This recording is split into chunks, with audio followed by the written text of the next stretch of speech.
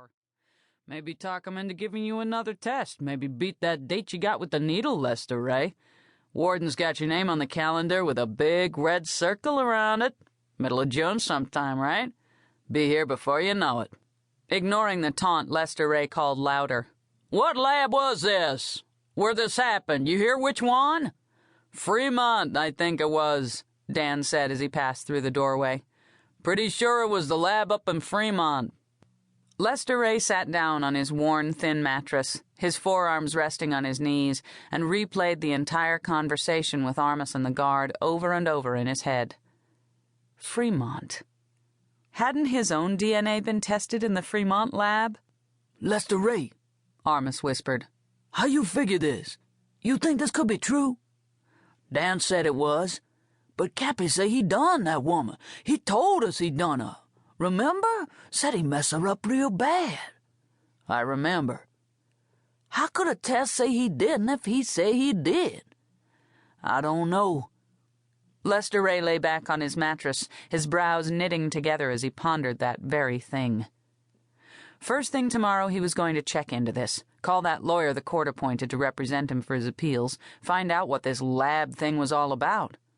If it was the same lab, if there was a chance, any chance at all.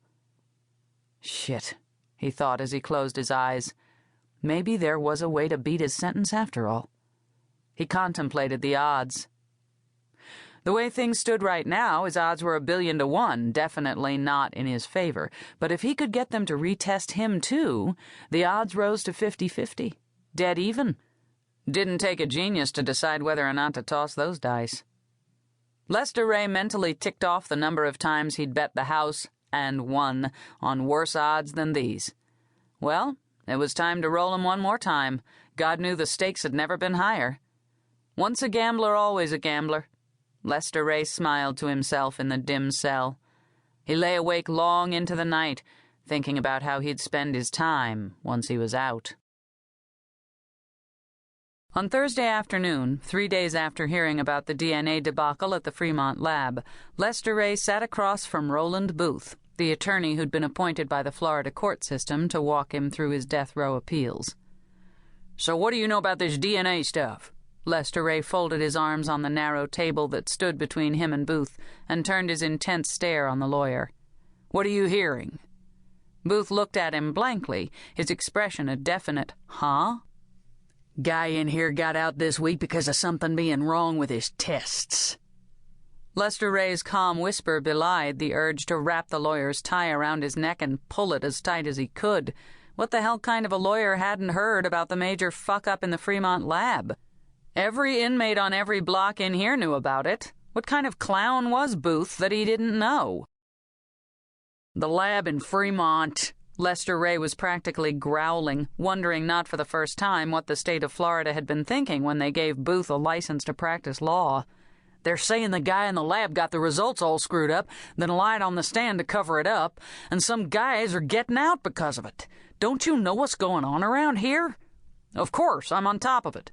Lester Ray didn't bother to try to hide the smirk. So that means you have a plan? Booth nodded, his lips pursed, giving the appearance, as always, of listening carefully, though Lester Ray often wondered if he was maybe doing something else in his head, like making up a shopping list or thinking about what movie he was going to see that weekend. The attorney's large, pale hands lay perfectly still atop the file that sat unopened on the table between them. His face was equally pale, with little sign of having been touched by the sun. Odd for one who lived in the Sunshine State. He wore thick glasses with round tan frames that looked almost feminine. He always wore the same seersucker suit and dark blue tie. You do know that Fremont was the lab that did my DNA testing, right? Of course I know that. Right. I want my DNA tested again. I want it done now. I'll certainly look into this for you, Lester Ray, Roland Booth told him solemnly. But you understand, of course, that even if it is the same lab that tested your DNA, and even if the lab tech under investigation was the same one who testified at your trial, and even if we can prove there were some irregularities, there have probably been dozens of appeals filed already. This could be backed up for a long time. I don't give a shit about them. Lester Ray leaned forward, his dull eyes flat and cold. And I don't have a long time. I'm on death row here. I have barely 2 months left, and I don't give a crap about anyone but me. You understand? You're my lawyer. You're supposed to be working on my appeals. That means you work for me, right? I'm the client." He was almost in Booth's face, as close to the lawyer as he'd ever been. "I want that DNA test done over ASAP. You find a way to make it happen, and make it happen fast. They're not going to put me down like some sick dog without a fight, you hear?" "I hear you, Lester Ray." Roland Booth had tried to maintain his cool, but it was clear to Lester Ray that he'd rattled the attorney when he'd gotten too close. Lester Ray made a mental note of that fact. "I'll see what the criteria are for retesting. See if there are grounds to have your results reviewed." Booth looked as if he was about to break into a sweat. "Reviewed, retested, reevaluated. Whatever it is they're doing, I want mine done too. I'll see what I can do, but I can't promise anything. Like I said, others have most likely filed already." "I don't think we're communicating very well here, Booth. As my lawyer, you have a moral obligation to do whatever it takes to protect my best interests. The way I see it, my best interests are in staying alive and getting out of here. Now you tell me what we have to do to get my name moved to the top of that list." "I can request that, since the date has been set for your execution, your petition for review be given priority consideration, but there's no guarantee—" "What else?"